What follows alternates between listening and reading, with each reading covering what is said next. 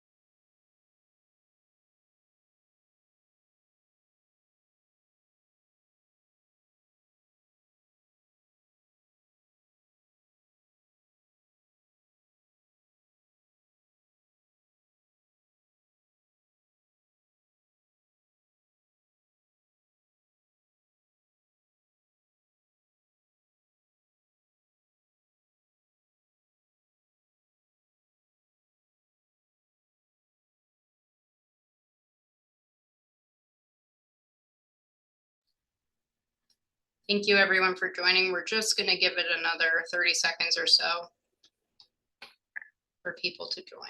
Thank you.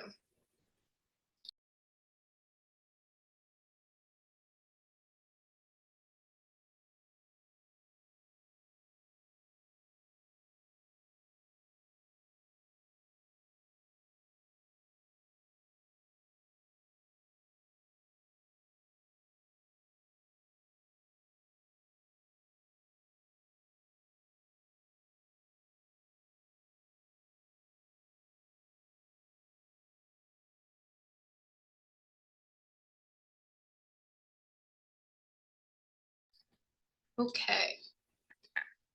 Welcome, and thank you so much for joining us this evening. I would first like to ask if anyone needs interpretation in Spanish, Mandarin, or Cantonese for this meeting. Please click on the interpretation icon at the bottom of your screen for Spanish, Mandarin, or Cantonese to hear a simultaneous interpretation of the session. Spanish, Mandarin, or Cantonese speaking participants may also contact us for additional assistance via email at green-fast-track@planning.nyc.gov. Next slide, please.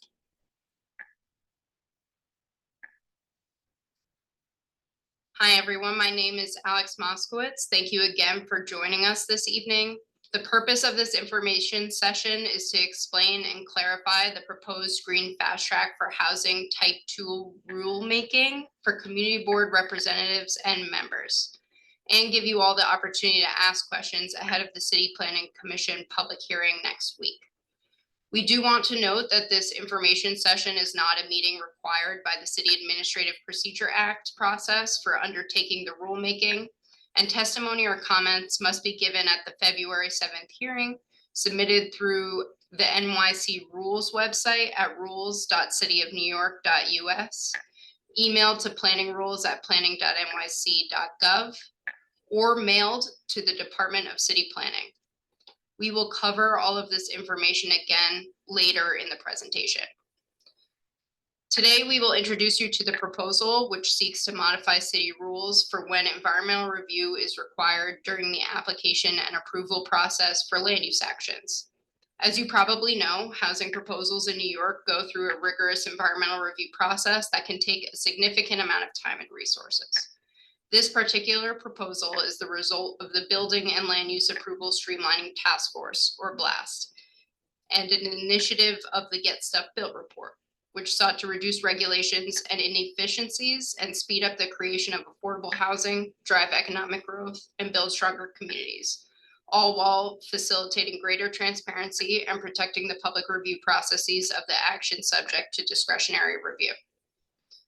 This proposal would change the regulations around the environmental review process, but would not change any zoning, building permitting, or the land use application process. Projects that would be eligible for the Green Fast Track in the future would have streamlined environmental review, but would still require public review, including community board review and sign off from DCP and other agencies. Tonight, we will start with a presentation and then dedicate the rest of the meeting to answer your questions and clarify portions of the proposal. In the presentation portion, we will give some background information on the need for the proposal and where it fits in with environmental review, and then go into the proposal and how it would be implemented. Next slide, please. Before we dive in, I just want to review how to participate through the Zoom functions and phone for this meeting. At any time, you can submit written questions by using the Zoom Q&A function.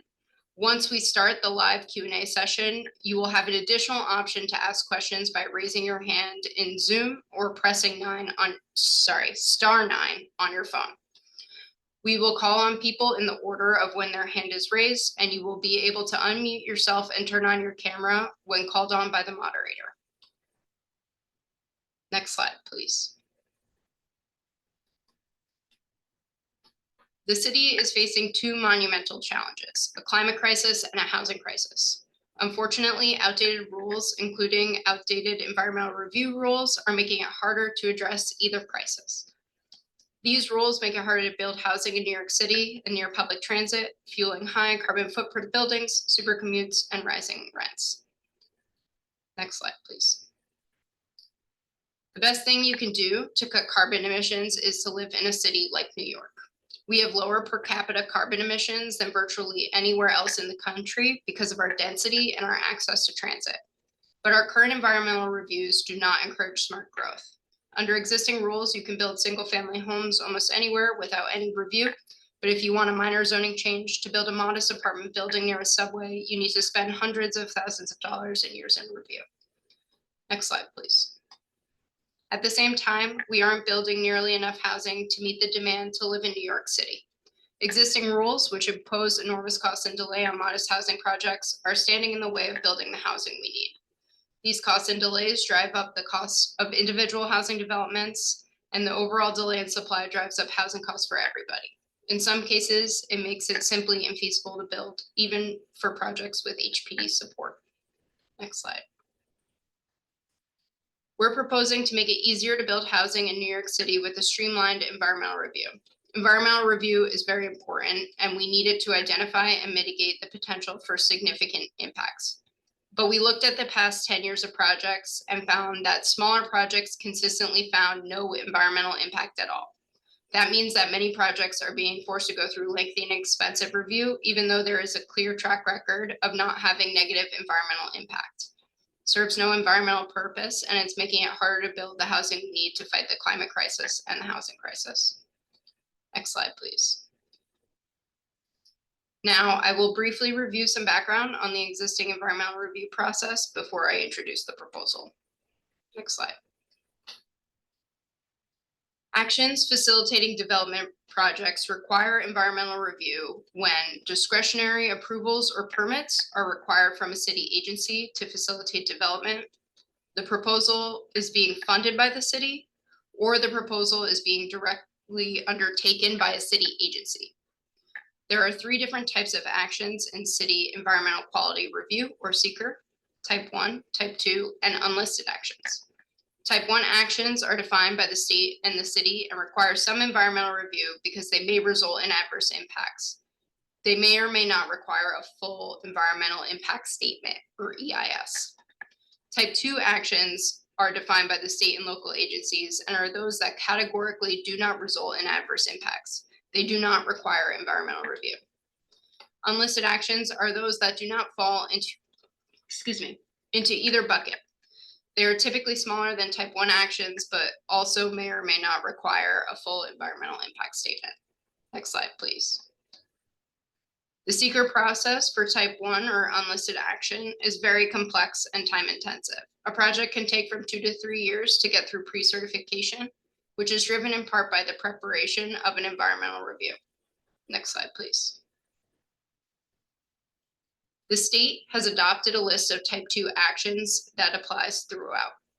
State regulations, which create the framework for seeker at a city level, also authorize city agencies to adopt their own type 2 actions in addition to the state list.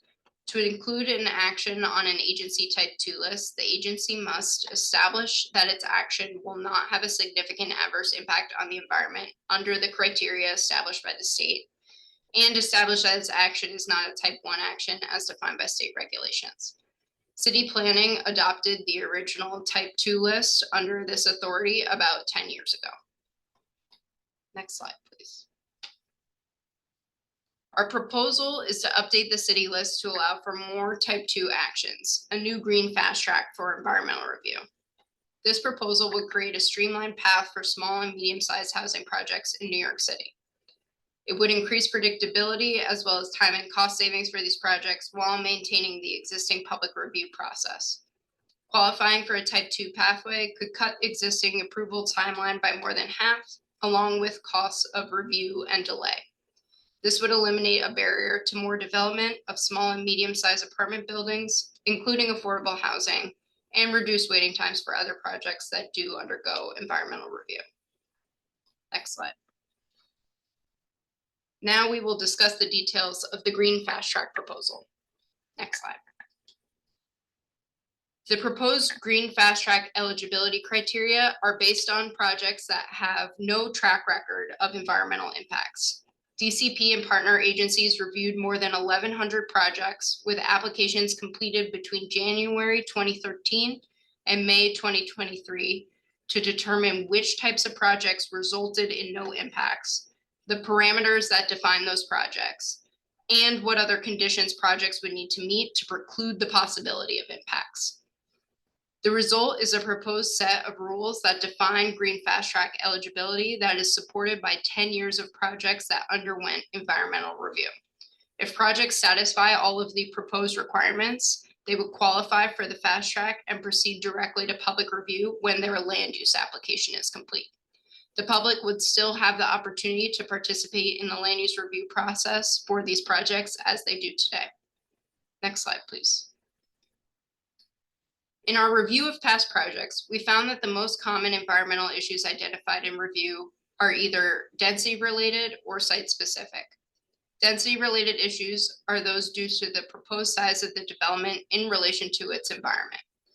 These most often include issues related to transportation, community facilities, and construction.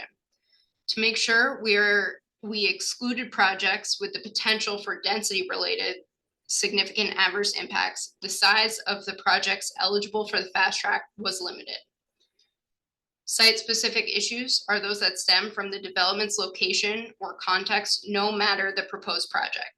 These most often include issues related to air quality, historic resources, soil conditions, noise, and resiliency. These issues are typically dealt with in the environmental review process by integrating components or commitments into the project, such as e-designations, archaeological or architectural documentation and commitments, all electric energy consumption, and more. These types of components enable projects to avoid significant impacts and receive negative declarations today. Next slide, please. The proposal would enable small to medium apartment buildings across the city to access the Green Fast Track. The first set of criteria provide different size thresholds depending on the zoning district that the proposed project is located in. Next slide. For projects originating in R5 through R10 zoning districts or commercial and manufacturing districts, the threshold for eligibility would be a housing unit increment between 1 and 250 units and up to 35,000 gross square feet of non-residential uses, such as retail or doctor's offices. Of this total non-residential area, a maximum of 25,000 gross square feet could be used for commercial and 25,000 gross square feet could be used for community facility. Projects originating in commercial or manufacturing districts would only be eligible if developed with a regulatory agreement or a lease with a government agency to develop housing, or a decision by the BSA to authorize residential development. This would ensure that applicants could not use this path to develop something other than housing in these districts. Next slide, please. For projects originating in R1 through R4 districts, the increment would be lower, and only projects with up to 175 units and 20,000 gross square feet of non-residential uses would qualify. There would also be a limit of 10,000 gross square feet of commercial use and 10,000 gross square feet of community facility use. However, it is important to note that larger developments originating in lower density districts still need to comply with existing zoning rules and regulations, which would continue to determine the size of projects that can be developed and do not allow for this level of density in many locations. Projects that are filing an application to seek a change in the zoning or other discretionary approval action that meet the criteria proposed here would still undergo the land use review process. This includes input by the department, review and recommendation by local community board and borough president, and review and vote by the city planning commission and city council, and requires robust land use rationale. The green fast track would not change that process in any way. Next slide, please.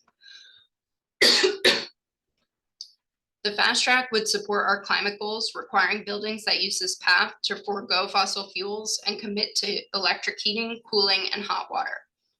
This would avoid any air quality issues resulting from the new building. The fast track would also exclude projects located in special coastal risk districts. Next slide. The fast track would also promote environmental justice by excluding projects near polluting sources.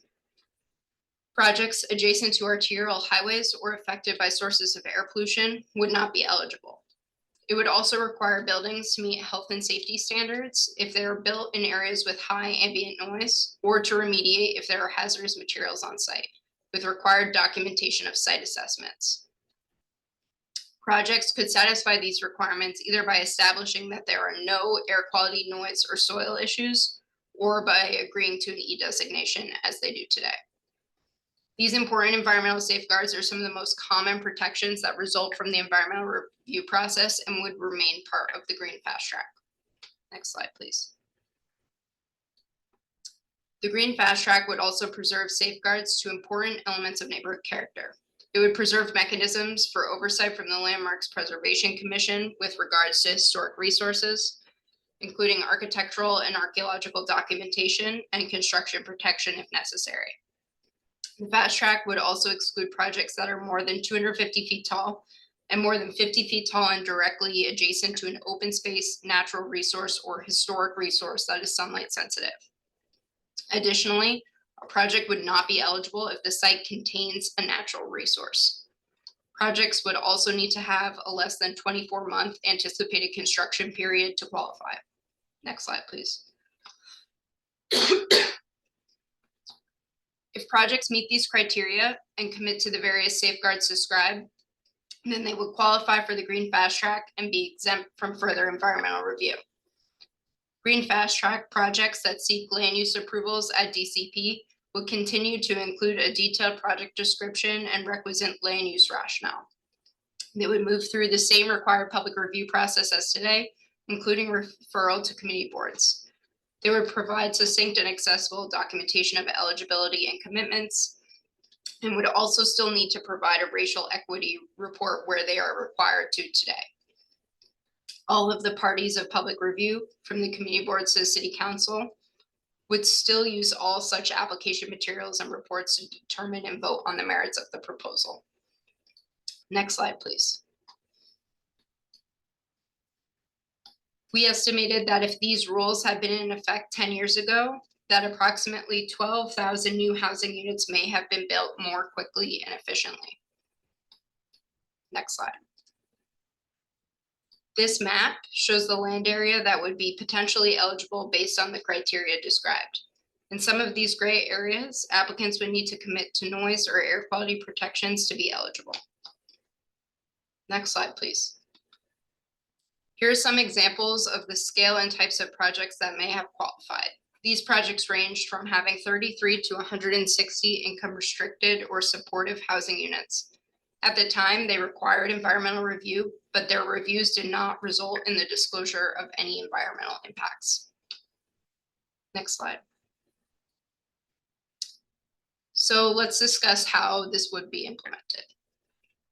Next slide. As discussed previously, agencies have the authority to adopt their own Type 2 rules and have a history of doing so. The City Administrative Procedure Act, or CAPA, is the process agencies use to create or amend the rules of the City of New York, including adding the Green Fast Track to seeker Type 2 eligibility rules. We have been coordinating with the 3 other New York City agencies that facilitate housing and have proposed similar rules: the Board of Standards and Appeals, the Department of Housing Preservation and Development, and the Mayor's Office of Environmental Coordination, to make sure all of our rulemakings are in alignment. All of these agencies are going through this process in unison and expect to adopt the same rules on the same timeframe. The City Planning Commission has begun the CAPA process by publishing the legal text of the proposed rule and a supporting statement in the city record on January 5th. These materials in the EAS were posted on Zap Search and on DCP's website. We also provided notice of the rule and corresponding studies to all community boards as well as stakeholders at that time. Next slide, please. For easy access, you can find all the links and related materials, including the research related to the proposal, on our website at nyc.gov/site/planning, or by using the QR code on the screen.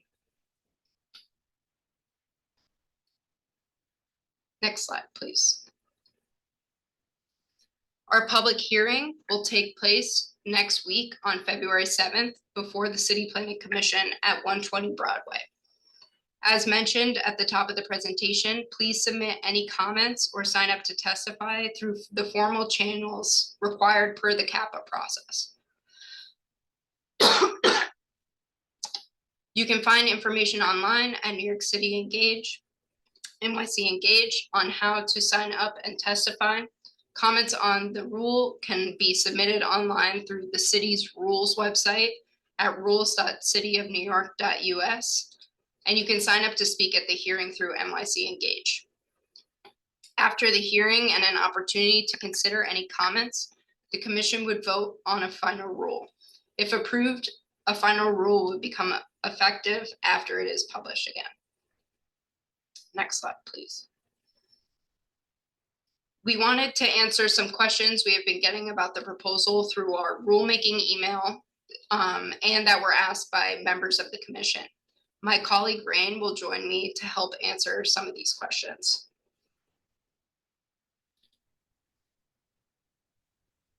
Good evening, everybody. So overall, we have heard that there is concern that eliminating the production of an EAS for certain projects undergoing review would make it more difficult for the public to assess these projects. So the purpose of an EAS as part of an environmental review is to disclose potential impacts due to the proposed project on local populations and infrastructure. Our research shows that projects that meet the criteria proposed do not result in EAS documents that disclose impacts and mainly contain descriptions and context that can be found in other application materials. In the place of an EAS, these projects would produce a Type 2 memo, which would contain the relevant information for a project that does not have environmental impacts. The projects would also continue to provide land use application materials with project descriptions and land use rationales, as they do today, that the public can use for their decision making. And how can the public be sure that these projects won't have environmental impacts without an EAS? The potential for impact for moderate housing projects is defined by their program and size. By the methodologies that the city has long used to assess impact, these projects are too small to result in impacts regardless of their location. For example, there's no school district in the city where a development of up to 250 units would result in enough children to constitute a school's impact and require additional seats to be added, regardless of what else is happening in that district. And this finding is backed up by the research that was conducted of over 500 projects that included housing in the past 10 years. Another question is around how this proposal would further affordable housing. So the large majority of the projects that come before the City Planning Department, as well as other agencies, include income-restricted housing, and this proposal aims to expedite many of those projects. By reducing the time associated with environmental reviews, that do not disclose any impacts, DCP anticipates a positive impact on housing affordability, making it more feasible to deliver affordable housing units faster. Furthermore, any delay in supply of housing impacts affordability for everyone. A few more common questions that we've heard. How will the city plan for capital needs without environmental review for these projects? So in addition to these projects being too small to have infrastructure needs identified through environmental review, every capital agency is continuously planning for growth and for a state of good repair to improve the quality of life of New Yorkers. DCP provides these agencies with demographic projections and known project locations, regardless of whether the projects go through environmental review or not, in order to aid in the agency's planning processes. We've also received questions about the authority and precedent for this rulemaking.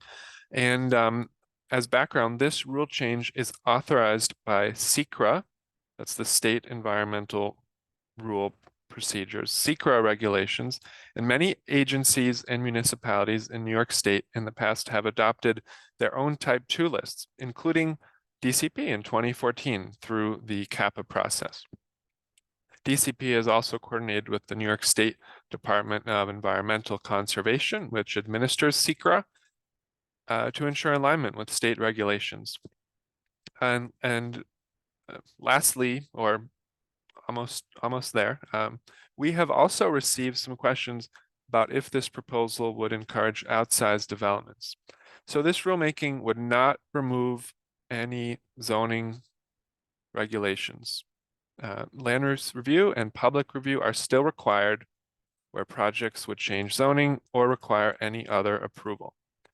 Therefore, it would not lead to non-contextual development in low-density districts. And we want to be clear that the research shows that projects that meet the criteria and protections proposed have not had impacts in the past 10 years, and therefore they provide environmental review documentation where there is consistently nothing to disclose. So in other words, we're not changing any zoning rules, and we are not changing anything related to public review or land use review as part of this proposal. And lastly, there have been some good questions about whether this proposal would encourage property owners to break up developments into smaller buildings to avoid environmental review. So environmental review case law prohibits the segmentation or separation of a known larger proposal into smaller projects to prevent environmental review. Today, that prohibits this from happening, and it will continue to do so. The department does not allow for spot rezonings, and we look at rational rezoning areas while taking into account the development potential of surrounding parcels, including those owned by the applicant. So all proposals would still need to go through a process to determine the scope of their action and future development scenario with the department, and segmentation would continue to be prohibited. Furthermore, all actions subject to discretionary approval must proceed through the pre-certification and public review processes where community boards, the borough presidents, city planning commission, and city council, of course, still determine the outcome. So, next slide, please. The Green Fast Track aims to maintain high environmental standards in new development that are seeking approval or funding from the City Planning Commission, Department of Housing Preservation and Development, the Board of Standards and Appeals, or the Economic Development Corporation, while also simplifying the process of building small and medium-sized housing projects in New York City. The Green Fast Track would expand the supply of available housing while maintaining environmental integrity and today's robust public review process for communities. Thank you all so much for your time so far this evening. The team is prepared to answer any questions. I will turn it over to Stephen. Thank you. Thank you so much, Rain and Alex. Before we take questions, could we return briefly to the slide with our hearing information? While you pull that up, I will reiterate This information session is not a meeting required by the CAPA process for undertaking the rulemaking. So we encourage you to submit your testimony through one of the methods on the screen now. The City Planning Commission public hearing will take place next week, February 7th at 120 Broadway at 10 a.m.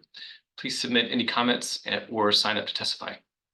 You can find information online at NYC Engage on how to sign up to testify in person or virtually. Comments on the rule can also be submitted online through the city's rules website at rules.cityofnewyork.us, and you can sign up to speak at the hearing through NYC Engage. Next slide, please. Now we'll move to the Q&A portion for this evening. To ensure that we have time to hear from everyone who has a question, we'll ask that you be brief. Please take no more than 2 minutes per question, and we'll ask you to ask a single question at a time. To be fair, we're going to allow everyone to ask a first question before returning to anyone for follow-up questions.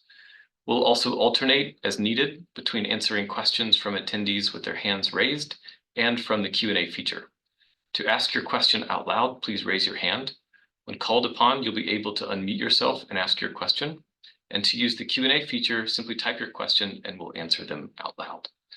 So first, let's turn to the Q&A. So Rain, I believe this one will be for you. What criteria were used to establish the upper limit of projects by number of units and square footage? Thank you so much, Catherine, for your question. And I'm happy to answer it. And also, as a reminder to everyone, our full study is available on our website, which goes into even more detail.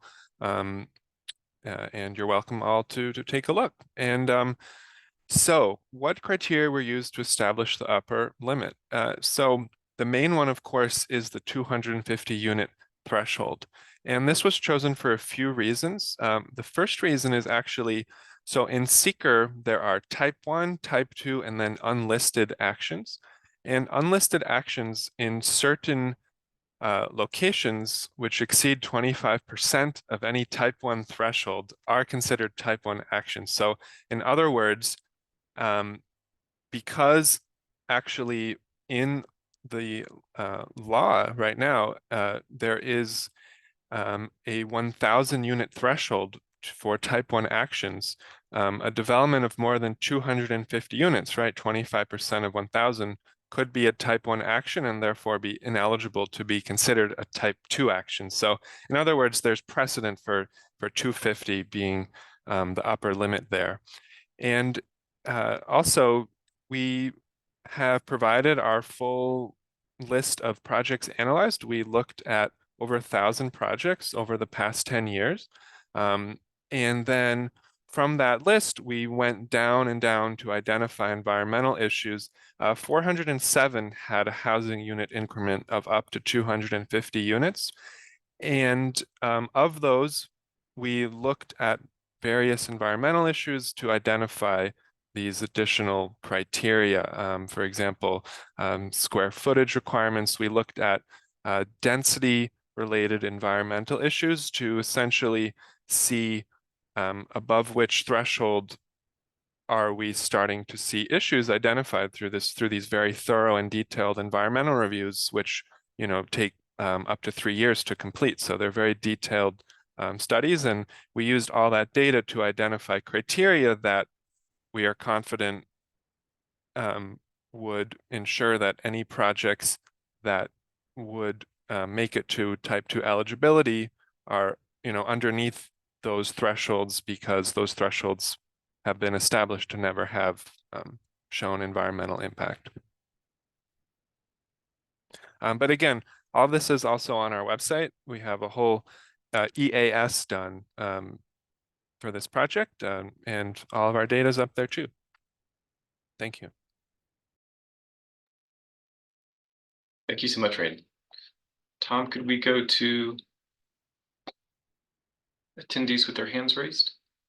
Sure. Our first attendee is Alicia Boyd, followed by Suen Chong, followed by Robert Camacho. Promoting Alicia to panelist now.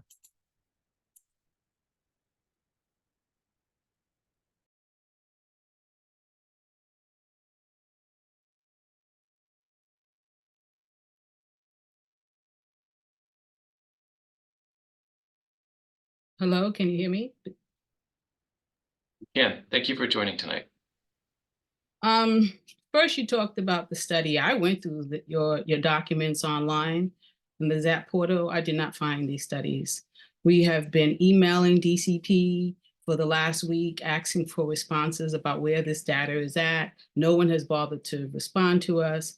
I've been through that portal. You need to give us a little bit better than go to the website and look at the portal, because it's not there.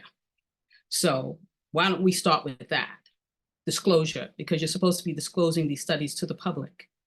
The second thing is, I've read the text amendments, and I don't see anywhere in the text amendments that a racial impact study has to be performed when you are entering in communities of color with these projects. One would say a 25-story building is not a small building. It is a very large building, especially when you're going into communities whose average height is 3 to 4 stories. In my community, the average height is 3 to 4 stories. So again, where is the study data? Because we can't seem to find it. It would be nice if we can get it. Secondly, you talk about greater transparency. That's the whole purpose of an EAS. The whole purpose of an EAS is so that there is greater transparency on the particular site. You have not, this is not greater transparency, this is less transparency. You also have not shown us the data where you're making the claim that by someone doing an EAS, a development project doing an EIS is going to cost hundreds of thousands of dollars and take 3 years to complete. We know that EASs are very short forms, they're 4 forms, 4 pages, you click, click, click, you might have to do a study or 2, but in no way is the ballpark $100,000 unless, of course, it's a very large development project. And so where's the data for that as well? Where is the justification for you saying that, oh my God, we need to do this, it's very expensive? And where... Thank you so much, Ms. Boyd. We will now answer your question. Rain, would you mind describing again how to navigate to the EAS on our website? Sure thing. So on our Green Fast Track page, I know how to get to the ZAP portal, sir. I told you I've been there. Awesome. I've seen it, and I have not seen the studies. So it's great to hear that you have been there. So if you go to our Green Fast Track page or to the ZAP portal to the Green Fast Track project on the ZAP portal, there is a text there that says public documents, and then there's a little arrow. And if you click on that arrow in the drop-down menu, there are multiple documents there. So there is on that list, the 4th one down, it says certified EAS. That's the environmental assessment statement there. And that document is 72 pages long, including appendix materials. We also have additional documents on there, our YouTube link to our presentation in December, the full rule text, and so that's all on ZAP. And then also on our web page, we have additional summary materials. So please let us know if that's working for you. We certainly want to make sure that the study is available to everyone.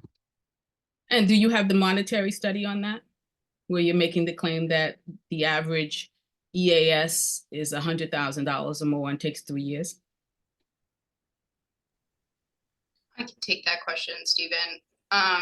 We do not have all of the information on how much it costs applicants to put together EASs over time, but speaking with our partners that we work with through this process, we believe at a minimum of environmental review costs around $60,000, and the average is around $100,000. Which does not include, which is just the fee for environmental consultants and does not include attorney fees or the amount of time and holding costs associated with delay for moving forward with a project. And I'll also just note that the racial impact study trigger was established by the City Council for rezonings and other projects covering several blocks. This would not change those study triggers or requirements for projects. So Tom, could we go to our next attendee, please? Our next attendee is Suen Chong.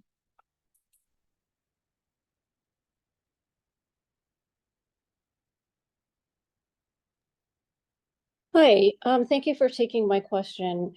I noticed that on page 10 of the EAS, it says that the City Planning Commission proposes to amend Title 62, Chapter 5, the rules of New York City, blah, blah, blah, to exempt certain housing and related actions from review under SEQRA and CEQR procedures.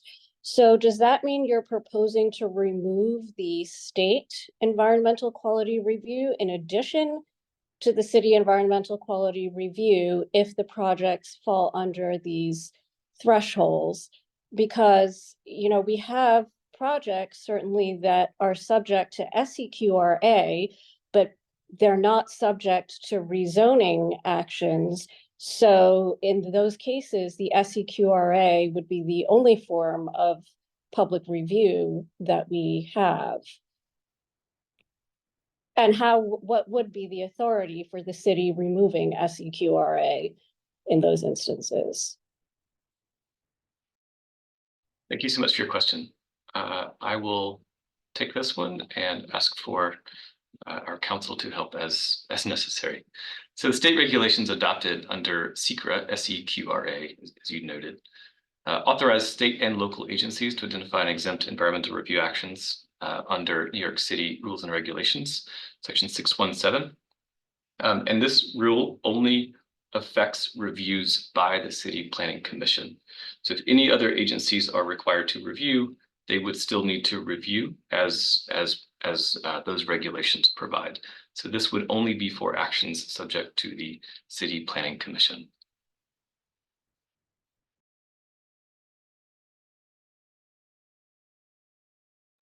I will also note that there are 3 other agencies that are proposing to adopt the same rules along the same timeframe, all of which also have state authority to do so under the same New York City rules and regulations procedures. But those actions, again, would only be affected by those agencies.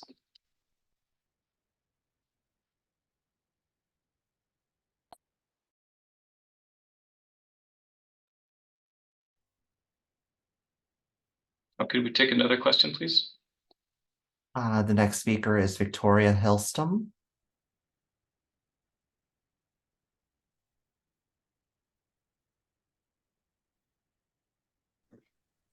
Hello, can you hear me? Yes, we can. Hi, hello everyone. Thank you very much for having me. I would just like to say, as a resident of Tribeca since 1982, that we've seen many changes since 9/11 over rezoning, first in Tribeca, all the way to Harlem. And you might be too young to remember, and of course I mean no offense by this, but after 9/11, the real estate industry cried like babies that we needed more hotels and more office space. And of course, the pandemic struck, and we have a surplus of hotels and office space. So that I'm trying to really address this in the kindest way possible. Really having very little reflection on city planning. You are a new administration. We had city planning come into Soho and approve a plan to knock 185 rent stabilized buildings down, to convert office artist lofts to office space, adding big box retail, hotels and restaurants in a plan that essentially alters a residential neighborhood to commercial. And of course, this is an area that supports fashion, film, music, entertainment, and the arts, just like Tribeca. And what we're seeing in Tribeca is, contrary to all of your grandiose plans, our extremely wealthy neighbors are leaving, that the quality of life is so horrible. And 2 administrations, so to go back to the MIH hearings, which I attended, Vicky Bean and Alicia Glenn swore up and down that the MIH plan, which is based on knocking down a number of buildings to build luxury skyscrapers that include 25% affordable units. Time. And what we've seen is the city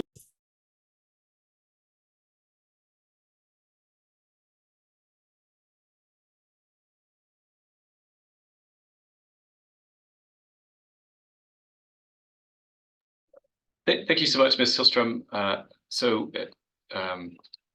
The proposal for the Green Fast Track aims to address, again, the city's housing crisis, where median rents are at an all-time high.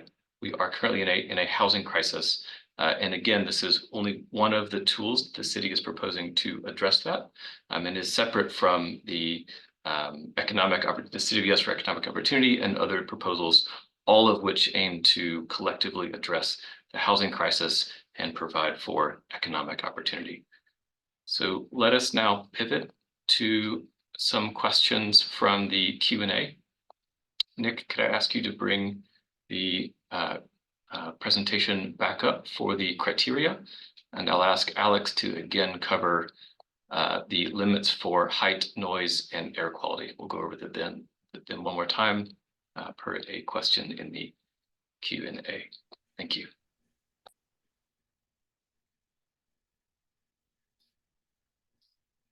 Sorry, Stephen, can you clarify, was the question to also go over the density requirements? It wasn't, but you may as well. Okay, sure. Since you're here, why don't you start there? Thank you. So next slide, please. So the first set of requirements are sort of density related and related to the size of the project. In R5 through R10 districts, it would be up to 250 units, up to 35,000 gross square feet of non-residential uses with individual limits to commercial or community facility use. And proposals would only be able to proceed in commercial and manufacturing districts if they have a regulatory agreement with a government agency. Next slide. It would also allow for projects with up to 175 units originating in R1 through R4 districts to access this pathway, as long as they have up to 20,000 gross square feet of non-residential uses, again, with individual limits on commercial and community facility use, and meet all of the other criteria. Continue, please. So other components that projects would need to commit to include all electric usage for heating, hot water, HVAC. And it would exclude proposals in special coastal risk districts, which is a specific zoning district mapped by the Department of City Planning. You could view these on Zola, for example. Next slide, please. It would also require applicants to test their ambient noise around the project to determine what the noise levels are, with specific needs for projects in normal areas, projects that are close to train tracks, or projects that are in airport fly zones, for example. And projects would either need to prove that they are within acceptable noise levels or provide protections in their building against those noise levels. So that commitment would be required in this process. Projects within areas near to industrial emitting sources of pollution that are currently permitted or unpermitted would also need to prove that those areas are not exceeding air quality standards in order to qualify. It also excludes areas near major roads and requires coordination with DEP and OER to determine if hazardous materials are present on the site and remediate those hazards if they are present. Next slide, please. So we would also require LPC review and protection for historic sites. All applicants would need to show a letter from the Landmarks Preservation Commission that there are no anticipated historic issues with the proposal, that it does not, contain a historic resource, and if it does, that they proceed through the proper channels with LPC. And it would include roof protection for any adjacent sites that would need to be committed to if they are a historic resource. It also excludes projects where there might be sunlight sensitive resources in the vicinity. So, for example, a project could not be more than 250 feet tall. And if it is more than 50 feet tall, it cannot be directly adjacent to an open space, natural resource, or historic resource that is sunlight sensitive. So those projects would be excluded. And additionally, it is not eligible if the site contains a natural resource. So if there is beach or dune on the site or forest, and projects would need to have a less than 24-month anticipated construction period to qualify. I think that covers everything, Stephen, but I'm happy to answer a more detailed question if I missed something. Well, thank you, Alex. There is a related question in the Q&A that I'm hoping you can help us out with as well. So could you clarify, per this criteria, what are the vulnerable coastal areas? In CB, for example, Sheepshead Bay, Manhattan Beach, Garrettson Beach were devastated by Superstorm Sandy. The majority of our area is a flood zone. So could you again qualify what are the vulnerable coastal areas of these criteria? Yes. Nick, could you go to slide 59?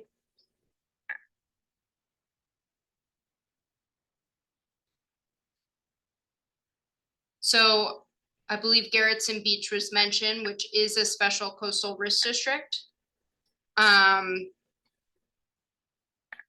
So that projects would not be permitted within that district and within other special coastal risk districts within the city. However, this does not exclude all flood zones in the city. I believe Nick is One pulling moment, up we this. just lost our screen for a second. There we go. So yes, these are the special coastal risk districts that have been mapped in the city. But it does not include all flood zones. And just a little bit of background on that, the reason that not all flood zones are included is because there is robust protections in the building code guiding construction within flood zones. And in a review of all of the waterfront revitalization program documents associated with projects under 250 units in the past 10 years, projects of this size are typically, the flood zone concerns are mitigated by protections that are already in place, such as the building code. And it was found that this review and pathway would not adversely impact places in flood zones or, change the quality of environmental review for projects located in those places. Thank you so much, Alex. We'll take another question from the Q&A here. We have one. Can we add more criteria to make it a more protective set of criteria for environmental and climate concerns? Particularly if stormwater runoff handled on the site and requiring a brownfield cleanup beyond the state regulation to the highest or cleanest state. Stephanie, could I ask you to help us answer this one? Of course. Good evening, everyone. I'm Stephanie Shalou, Director of the Environmental Assessment and Review Division here at City Planning. The criteria really were devised in order to address those concerns that were raised through the track record that we had of environmental reviews that were conducted over the last 10 years to address specific concerns where there was a potential for impact that we were addressing. And so really there's a nexus between each of those criteria that we've laid out here that were specifically to address the potential for significant adverse impacts as defined by the City Environmental Quality Review.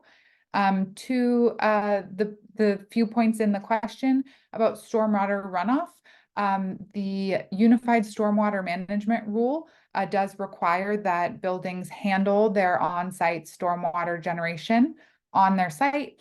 So the city has really elevated the standards of stormwater management to enable really processing of stormwater on site.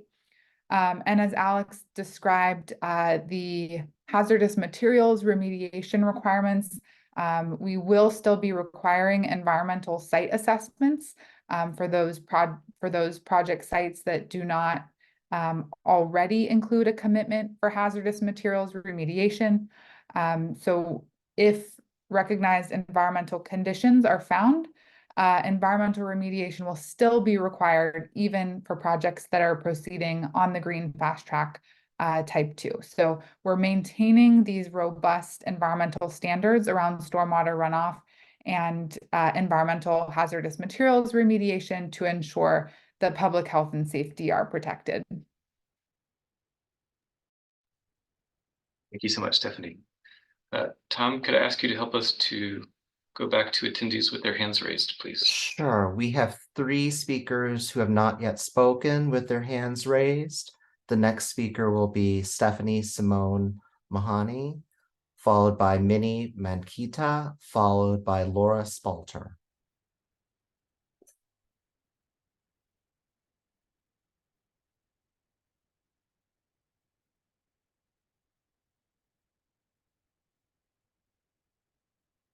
Stephanie, you could talk now if you'd like.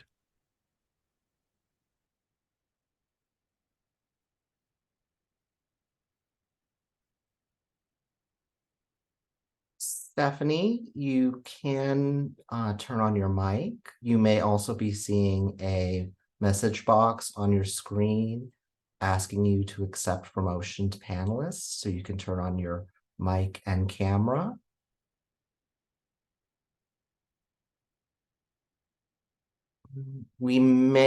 Stephanie may have stepped away or is having connectivity issues.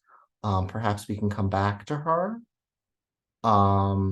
The next speaker is Minnie Mankita. Oh.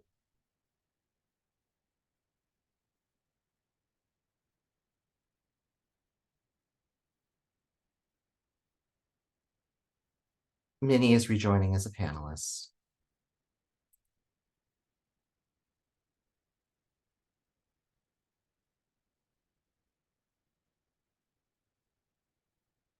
Can you hear me now? Hello? Yes, we could hear you. Okay, I just have a very general question about the data. Do you have any data on the projected amount of development that you're anticipating? And could you compare and contrast that with the 10 years of back data that you've been using?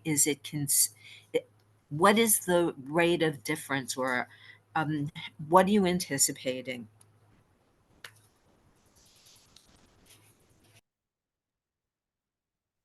Rain, could you first talk about the data from the research, please? Sure thing. Great question. So of the 150 plus projects that met our density and locational requirements of those projects in the 10-year look back period, which is a total of more than 10,000 housing units, we're able to, get back to you very quickly with that information. But it's difficult to project that into the future. We're actually starting to implement this process, starting to think about implementing this process, thinking about how it would work. And there's a lot of factors at play, right? Interest rates, many other initiatives that would make it difficult to assess. It might be at least as many as in the past, right? We had looked at over 1,000 projects over 10 years, but you can't really just project that out into the future. So right now we've started looking at current projects in our pipeline and trying to look at which of those projects might meet these eligibility criteria if this proposed rule were to be implemented. We're looking at those projects. We're looking to see which of those are fully within the eligible zoning districts.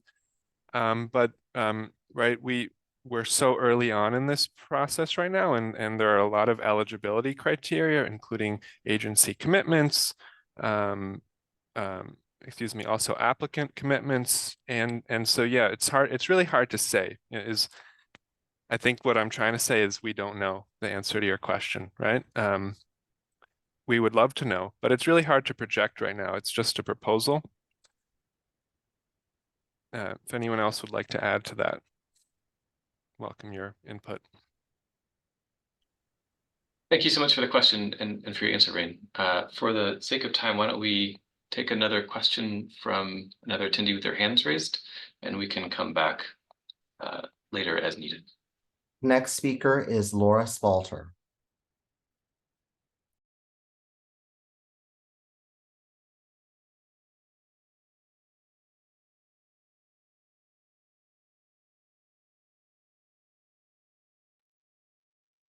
Laura, you should be able to turn on your microphone and camera. Are you hearing me? We can hear you. Oh, okay. Thank you. Good evening.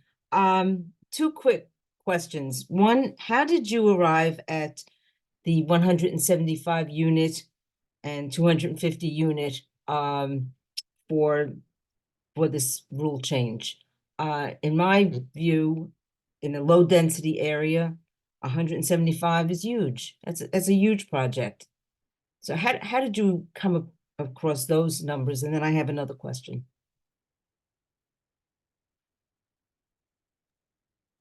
Rain, could you go over our methodology one more time? Sure, And Nick, sure. if you walk backwards to that slide for eligibility criteria for the lower density districts, we'll use that to answer this question. No, and I'll again just reiterate before you answer that one, Rain. We will ask that everybody ask one question at a time so that we can make sure we get to everyone, and then we will come back and allow you to ask another question. Thank you so much, Rain. It's a great question, and it's certainly a little bit of a complicated proposal to understand. So how did we come up with 175 units? Well, we first had come up with the 250 unit increment, right? For a few reasons. One of the reasons was that actually unlisted actions, right, are 25%, 25%, there's a 25% threshold that we used to identify the 250 unit limit. But in R1 through R4 zoning districts, we looked at all of the data in our 10-year data set, and believe it or not, there were only 43 projects in those lower density districts with a residential unit increment below 250. And that included all projects with environmental issues. There actually were none with what we're calling density related issues in that range. But with only 3 projects that were greater than 175 units, up to that 250 units in lower density areas, there was inconclusive data to support a uniform threshold citywide. So we determined that 175 would be the number that we would go with for lower density districts. But also remember, we're not changing zoning districts here. So you're not going to find a 175 unit development in an R1 district, right? We're not changing zoning districts. What we mean by that is just the environmental review process. So we are not saying now you can build a building up to 175 units in these districts that we're showing on this map here. That's not at all what we're saying. It's just the theoretical environmental review threshold. So I'll just be clear again, we're not changing zoning, we're not changing the public review process. And that threshold is more of a threshold just for environmental review, because we saw there were no issues up to that threshold. Thank you so much, Rain. And now we will return for a couple of questions from our Q&A. One, briefly, was DEP involved in this process? And I will confirm that they are, as were the other agencies proposing similar rule changes. We've been in consultation with all of our city partners and with state DEC and other agencies. And now I will ask Alex to answer a question from the chat. How close in proximity would these projects need to be to each other, and wouldn't close proximity projects affect the environmental studies? That's a great question. I think where I would like to start in answering that question is, you know, when we did this review of past environmental reviews, right? All of all projects that undergo seeker take into account, you know, background conditions with and nearby development, and understanding, you know, what the level of change is that project will create on their surroundings. And right, this research, you know, that backs this proposal and this criteria establishes that, you know, even in places where there is, you know, on more development, that these projects did not have, you know, impacts due to their incremental change. In terms of the process for DCP accounting for rational rezoning areas, right? That's definitely occurs on a case-by-case basis, but and if an applicant were to have, you know, projects that are, you know, blocks apart from each other, those would likely not be within the same environmental review. But if they were on the same block, you know, that is highly likely. I've worked on a project before where projects, you know, directly next to each other had to be done under the same environmental review or accounted for across environmental reviews. So that process of taking into account the development that is happening around a project is very commonplace in both establishing how to analyze a project, you know, if its rezoning boundary is rational, how much development should be taken into account with this proposal, as well as, you know, establishing actions and so forth. Thank you so much. One more question from the chat here. What constitutes a major road? Is it only highways, or are wide streets like Fifth Avenue in Manhattan also included as major roads for the purpose of this criteria?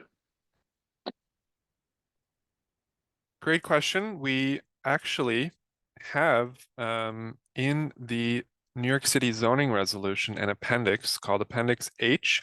and it has a whole list of arterial highways. And that's what we're using, has a list of principal routes, parkways, toll crossings. And the reason why we went with this list is because it's clearly defined and mappable. And yeah, you're welcome to check out the zoning resolution and see the full list of these geographies. Rain, I would also just add that it includes the roads in which certain types of analysis have to be done per seeker. So the universe is limited to those arterial highways. Projects next to them would not be able to qualify because they would likely have to do detailed analysis.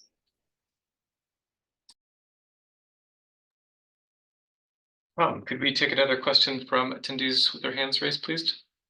Yes, we have 2 speakers who have yet to ask their questions. The first will be Nicole Cox. Pardon me, Nicola Cox.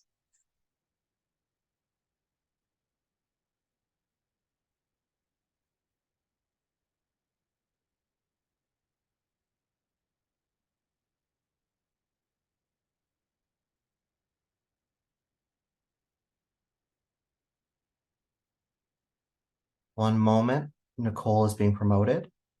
Oh, one moment, please.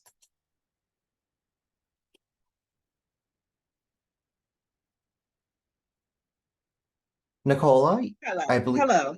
There you go. Sorry, I didn't realize I had raised my hand. I was asking a question in the chat. A couple things. I'm still a little concerned about the study, and I'm just trying to understand some of the background information. I see Appendix A, and it provides a list of addresses and the secret determination, but we would need a little more background and insight on the project, such as the size, the height of the building, number of units, current zoning, something to give us some comfort as to some of the assumptions that are being made. Giving us just a list of addresses is very difficult for us to really understand what was proposed, and how this correlates to the final determination. As others have mentioned, in low-rise communities, I find it difficult to see that the heights being proposed as maximum heights without any environmental review would be sufficient and would not cause light, air, shadows on some of the surrounding buildings.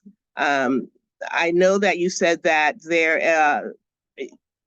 if a project is directly adjacent to a park or light sensitive feature, that may be excluded from this exemption, but we have seen in our community that even if you're not directly adjacent, shadows can be cast on surrounding playgrounds, communities, etc., schools. And we would have issues with that kind of a project not having an additional environmental review. So I'd like to see some more information regarding, again, the study and the details that were used to draw these conclusions.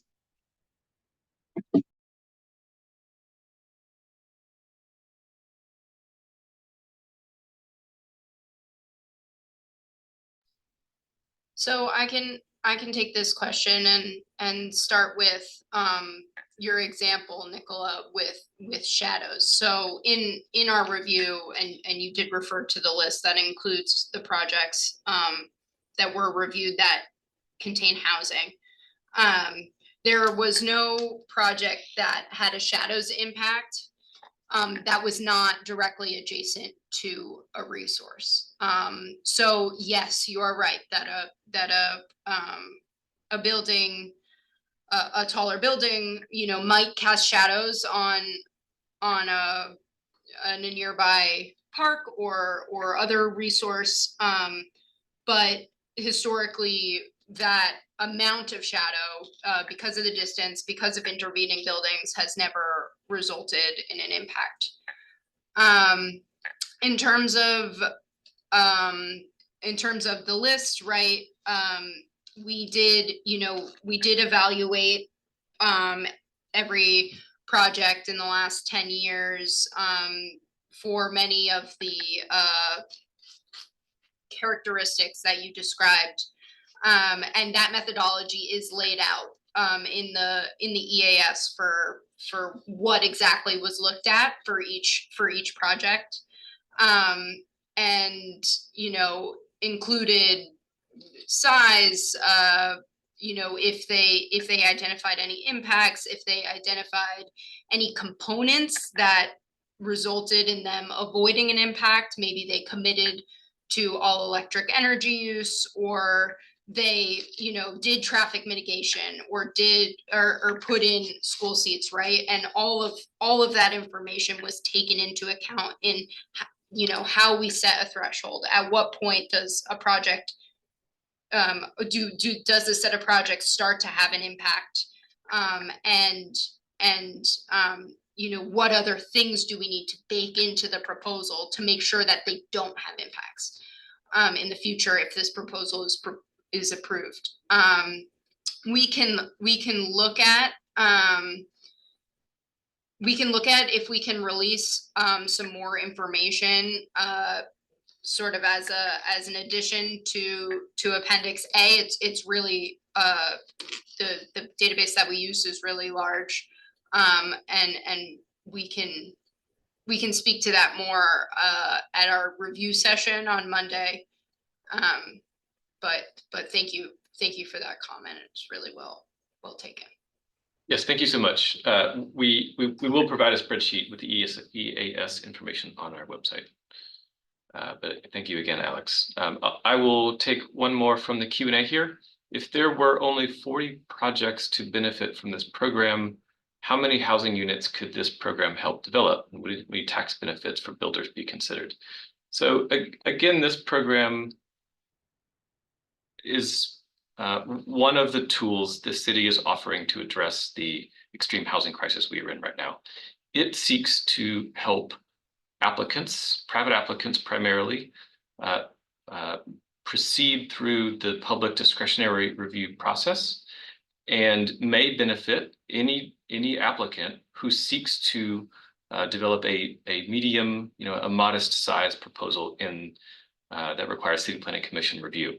So we're not saying that it would only benefit 40 projects, but we are saying to follow their criteria, those projects would have to meet one of those two thresholds identified: up to 175 units if the proposal originates in an R1 through R4 district, or up to 250 units if the proposal originates in an R5 or above residential district.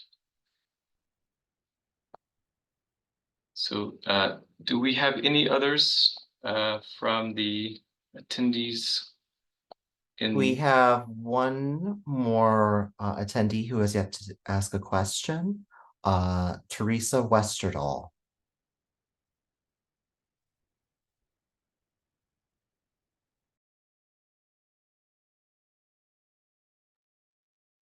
Hi, can you hear me? Yes, we can. Yes, Please. yes, we can.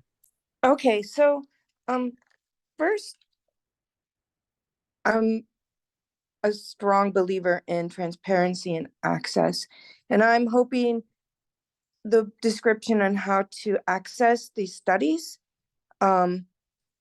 it's too much to do. I think people should be able to easily access all the reports and studies they want to access. So I'd like that to be more apparent in your on your website. If you could do that, make a real easy link to find those studies people are interested in. I live in a high density, high development area. I live in Crown Heights near Abbotsfield, and I'm noticing, like, with all the development you want to add to these other communities, the development I'm seeing in my community, there is a lack of accountability and oversight. There are constant environmental, I don't know how to describe it. I just get nervous when I talk groups like this. So sorry.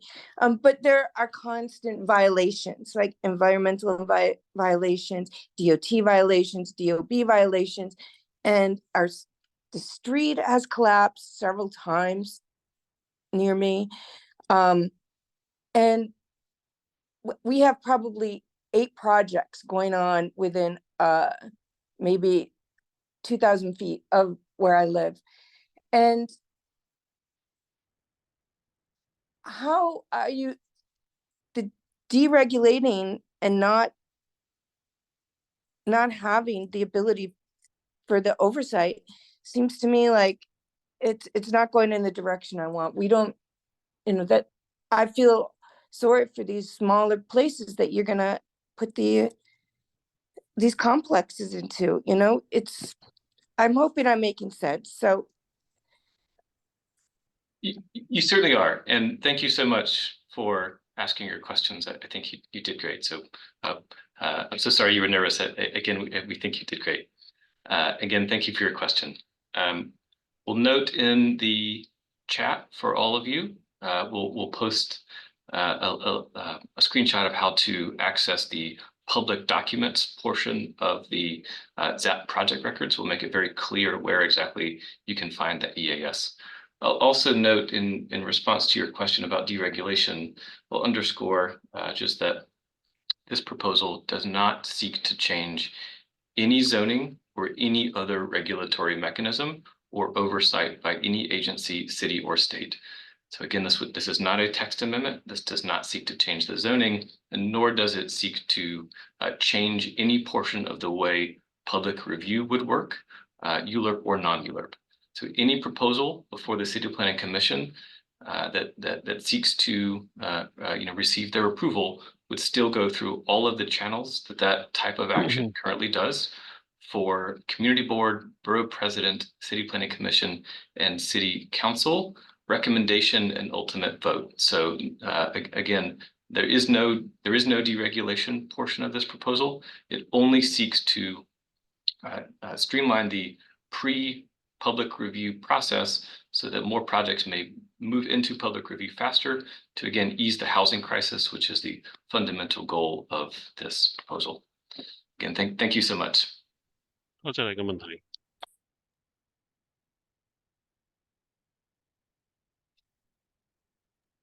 Do we have other questions? We have returned to speakers who have already spoken. 我哋而家暫時已經係冇乜問題啦，亦都係 One moment, 之前 I think one of our channels has switched channels. One moment.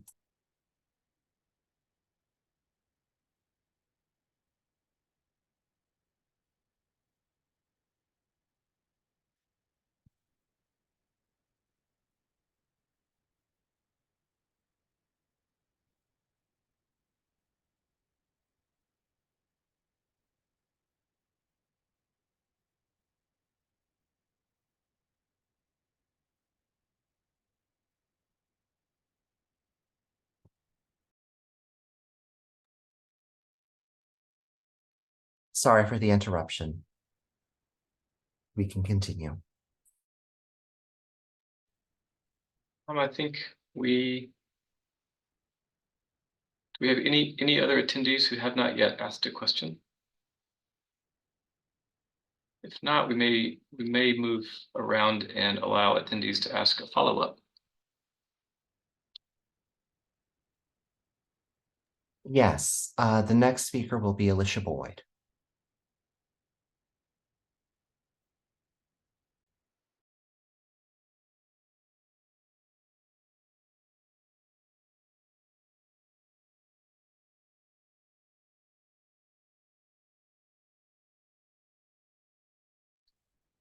Hello, can you hear me?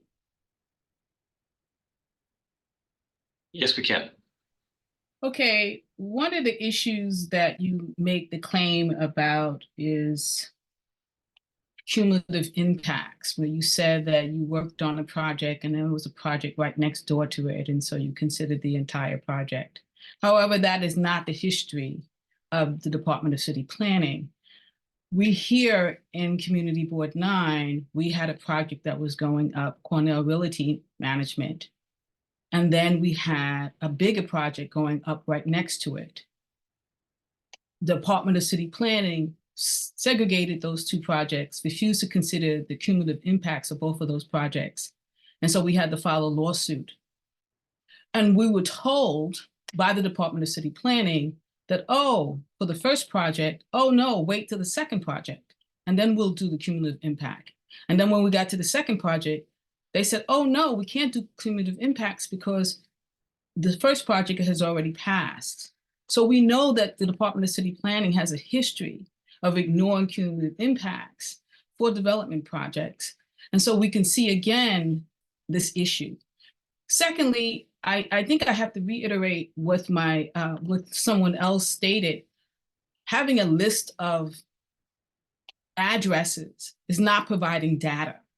You didn't use a list of addresses to determine whatever it is that you used to determine the fact that you needed height limits of 25 stories in communities R5 to R10 districts.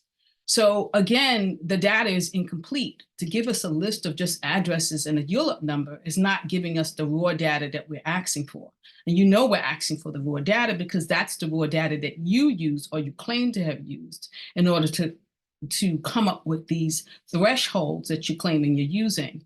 And so again, you're not providing the public with information that we can actually look at and then make a determination of how well your data actually supports your position. We're not idiots here. We are intelligent people here. And so, we would again demand that the raw data be given to us so that we can make the determination and not wait until the day before the hearing, because then that doesn't give us enough time to look at the data and make an assumption based upon the data to bring to the hearing on the 7th. So again, we're looking for that raw data so that we can make that decision. And one other thing, you have not. Thank you so much. Why don't we answer your questions on your segmentation questions and data questions now, Stephanie? You didn't mention the height limits for the 175. And height limits, certainly. We will address that now. Thank you so much. Sure. So the EAS, as a few people have mentioned, we will provide additional data for those environmental assessment projects so that folks can take a look and do as much research as they'd like. Also, just as a reminder, all environmental assessment statement documents are available on the publicly accessible portal Seeker Access. A quick search of a project name or a seeker number provides all publicly accessible documents for environmental review. So that was the resources that we use to collect information about different projects to establish these thresholds. The issue with shadows and concerns about segmenting projects, the projects that are connected and cannot be untied, that relate to each other, the department considers their effect together. And we have a history of, as Alex mentioned, providing environmental review of multiple projects together when those projects are interrelated and developed in close proximity. So that is our best practice and will continue to be even in the green fast track world, where we will consider the cumulative effects of projects that are interrelated and to be developed in close proximity. I think I will leave it there unless I missed any part of that question, Stephen. Thank you so much, Stephanie. And we are approaching 8:30. I will note that our interpreters will be signing off at 8:30, but we will remain on to answer the questions from everyone who has their hand raised already. Tom, is there anyone else who has their hands up? Yes, our next speaker is Sue-An Chung.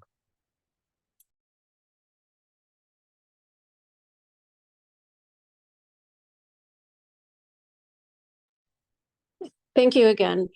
I'm just wondering, when you did your study that determined that if you set the thresholds at certain levels, that all of these projects would have resulted in no significant environmental impact.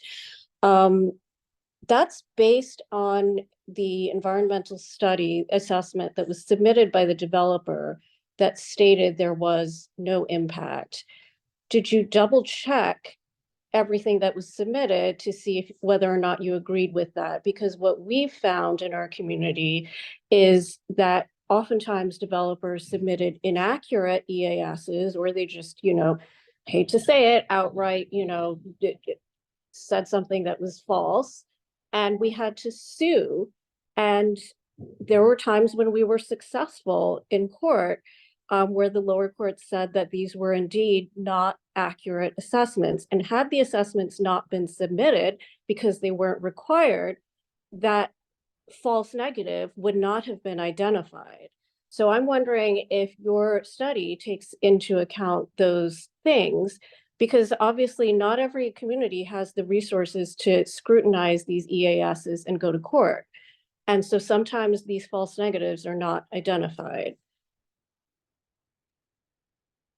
Thank you so much for that question. Stephanie, may I ask you to come back and address this one? Of course.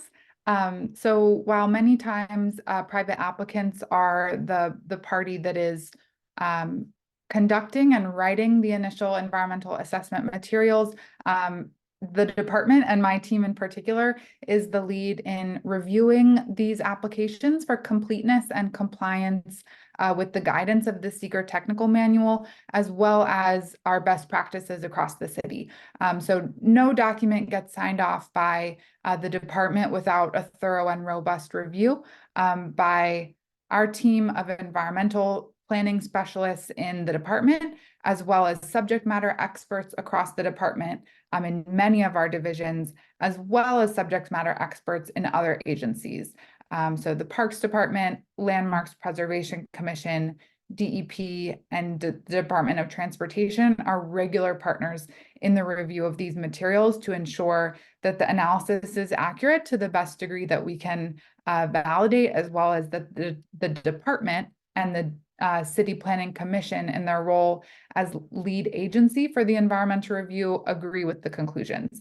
So there's very thorough, robust review, as well as agreeance with the conclusions before anything is published finally, and before the commission makes that determination of significance, whether it's a negative declaration or a positive declaration. Of course, those lawsuits that you mentioned do occur. Nobody's perfect, but we do our best to ensure that this is robust process, that we're documenting decision and analysis process.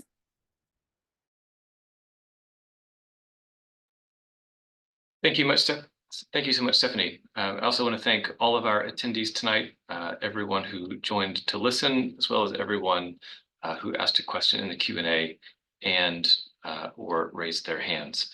Again, we'll reiterate one more time that our upcoming public hearing is February 7th, next week at 10 a.m. at 120 Broadway. Nick, could you go back one more time to the ways to sign up for that public hearing? So instructions to testify are on the screen now. It's at NYC Engage, or you may submit comments through February 17th, the NYC's rules website, emailing planning rules at planning.nyc.gov, or mailing comments here at the Department of City Planning. Again, thank you so much to everyone who joined. Thank you to all of our interpreters, as well as all of our presenters tonight. And with that, we look forward to seeing you at our public hearing as well. Thank you so much.